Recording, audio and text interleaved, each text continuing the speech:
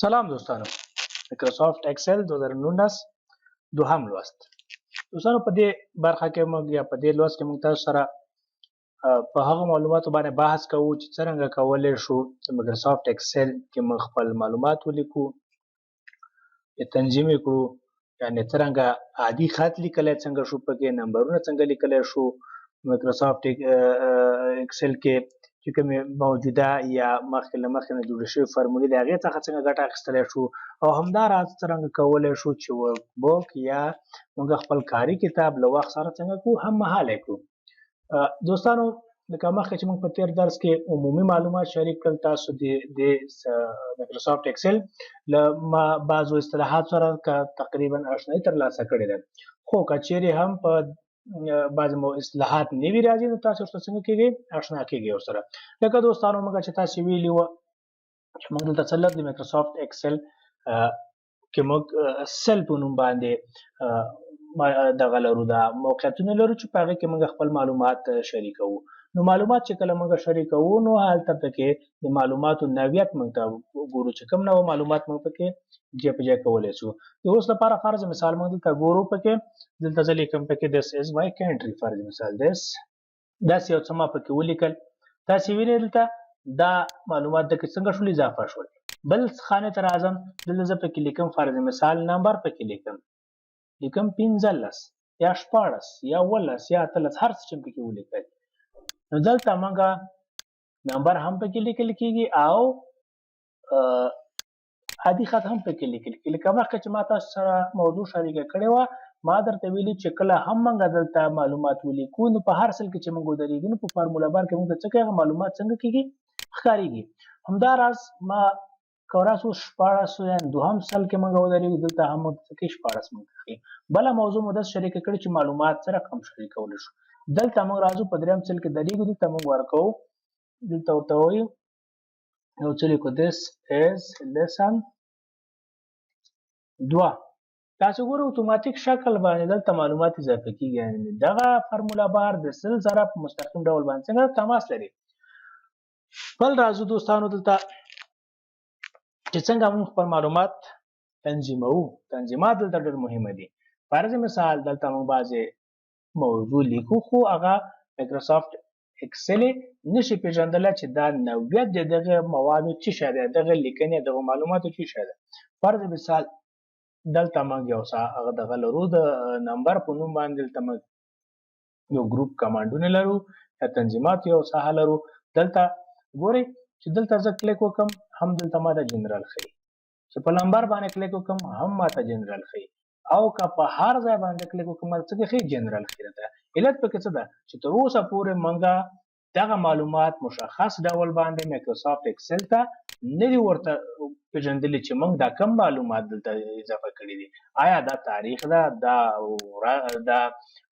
خط ده، دا نمبر ده، دا څه شی ده دلته. نو کله چې موږ غواړو نمبر په مشخص ډول باندې یا معلومات په مشخص ډول باندې مایکروسافت اکسل ته معرفي کړو، نو راځو دلته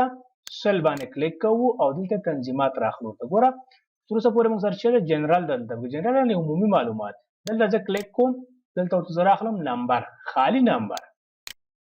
ګوره په موږ اتوماتیک ډول باندې څنګه شو، تنظیم شو. دلته مایکروسافت اکسل اوس دا سل د نمبر په نوم باندې پېژني. دلته چې زه نمبر ولیکم 14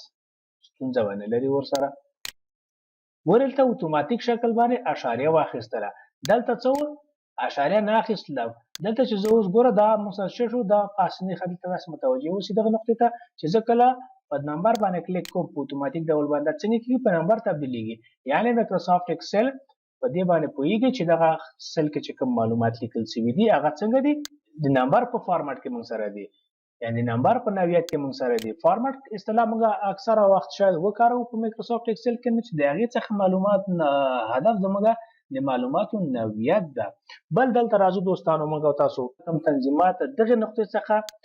تنظیموو، نو تاسو باید دا په یاد ولرئ چې هغه یوازې په هغه سل باندې تطبیقېږي چې هغه سل کې موږ موقعیت ولرو، او یا هم څو سلونو باندې. تاسو دلته راځو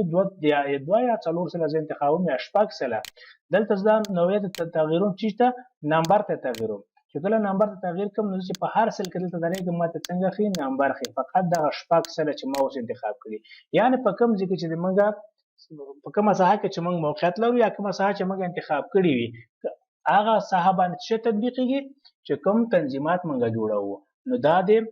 نمبر یا د تنظیماتو په هکله چې دلته موږ مشخص تنظیمات لرو فرض مثال دلته ګورئ تاسو ته جنرال عمومي د چلته د نمبر پکې د سات پکې د هر څه پکې ده بل لرو دلته فرض مثال موږ نمبر لرو کرنسي لرو کرنسي یعنې دا د پولي واحد چې موږ ورته وایو د اکاونټینګ په برخه کې هم د محاسباتو په برخه کې ده شارټ ډیټ وړوکي شکل باندې تاریخ موږ ته ښیي په لانګ ډیټ ده ټایم ده پرسنټیج ده فرض مثال فریکشن یعنې د کسري حالت ده ساینټیفیک یعنې په د توان په شکل باندې بعد آزاد موږ ښیو سره چې دلته بیا مور دي هغې ته موږ بیا وروسته راځو لاندې راکوزېږو فرض مثال ګوره د ټیکسټ یا ای بي سي ده اوس دلته ګورئ تاسو په مشخص ډول باندې څنګه ده جنرال ده خو که چېرته دلته راشم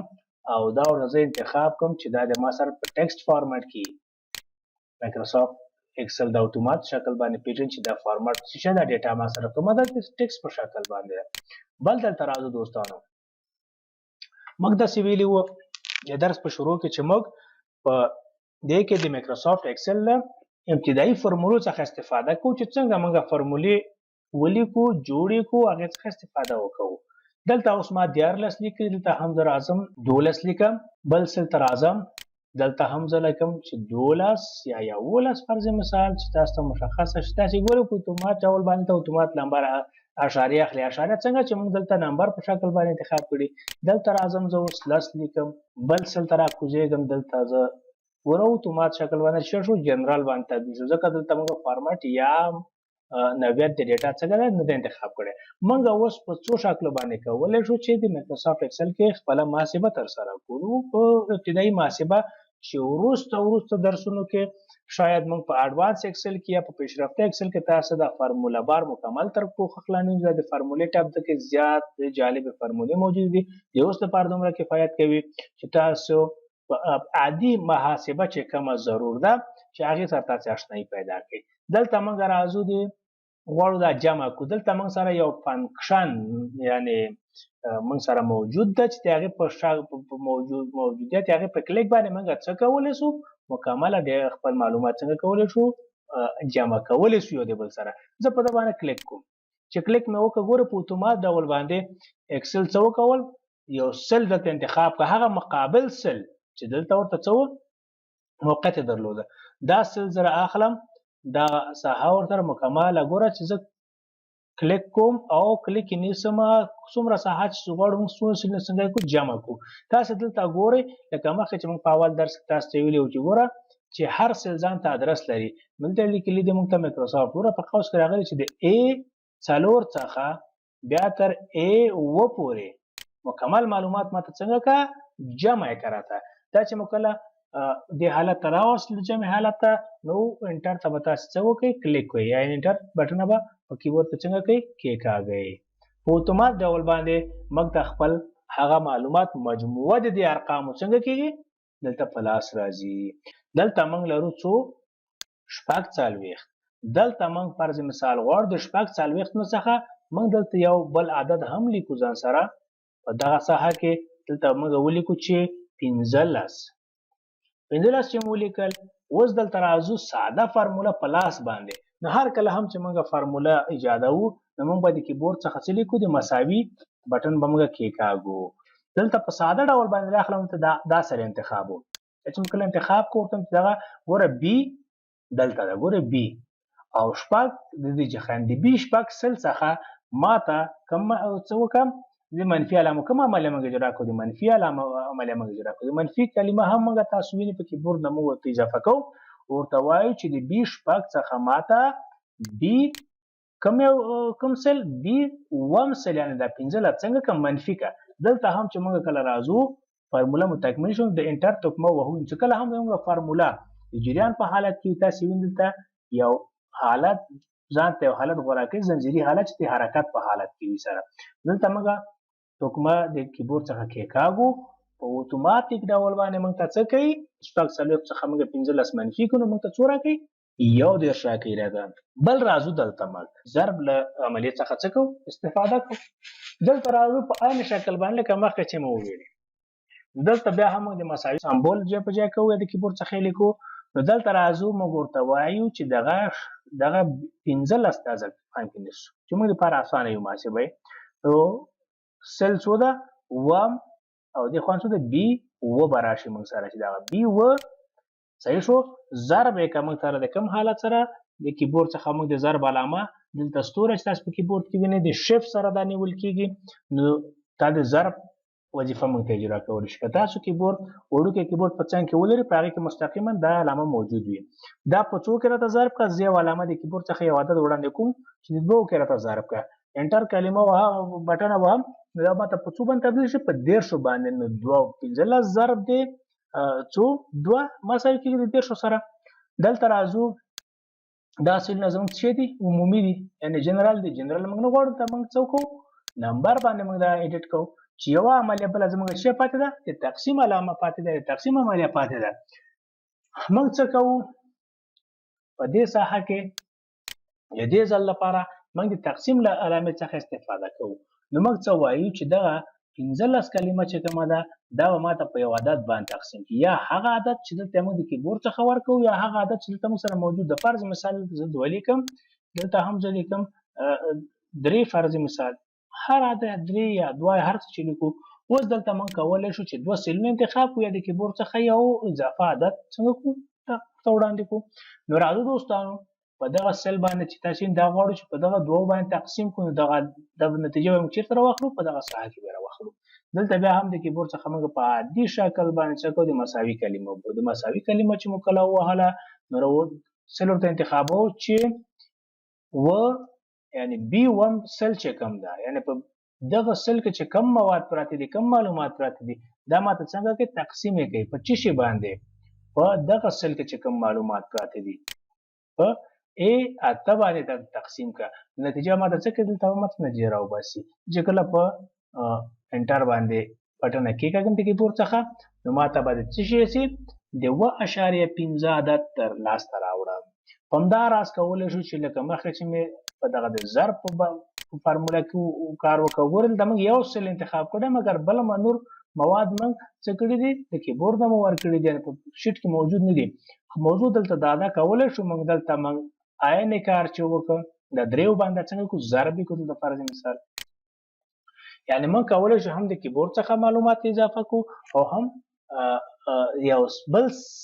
سل په بل سل باندې څنګه کو تقسیم یا ضرب یا د ریاضي د څلور عملیو څخه یو عملیه اجرا کو په ایکسل کې فرمولا یا فنکشن د ارزښت ډیر دی په هر برخه کې موجود دی نو تاسو څخه هیله کوم چې تاسو د ابتدایي محاسبې سره بلدتیا پیدا کړئ بیا ان شاء الله په دې ټولو باندې موږ عمومي بحث کوو بل موضوع چې موږ تر پوښښ لاندې نیوله هغه دا و چې هم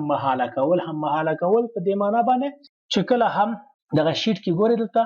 موږ دغه شپږ څلوېښت دلته موږ وینو دا د څه شي مجموعه ده دغو اعدادو مجموعه دلته موږ سره څو راځي شپږ څلوېښت راځي تاسو تغیرات دلته ټول ته ګورئ زه دغه 14 تغیروم دلته ورته چې 14 ما سره نه دا د ما سره پاتې شي 12 تاسو په مجموعي شکل باندې دلته ګورئ د صفحې په مخ باندې دلته نو تاسو به څه کوئ عمومي معلومات تغیرات دلته وینئ ګورئ دا 45 شو دا 13 شو دا څنګه شو کم معلومات انده چې یو بل سره وصل دي که په یو ځای کې موږ کم تغییر واردوو بل ځای کې اتومات شکل باندې تغییر څنګه کیږي راځي او هلته تطبیقیږي نو درنو دوستانو دا و د موږ دوهم درس په هیله ده چې موږ سره پاتې شئ د مایکروسافټ اکسل مزایاو څخه خوند واخلئ د اوس لپاره ښې چارې ښه وخت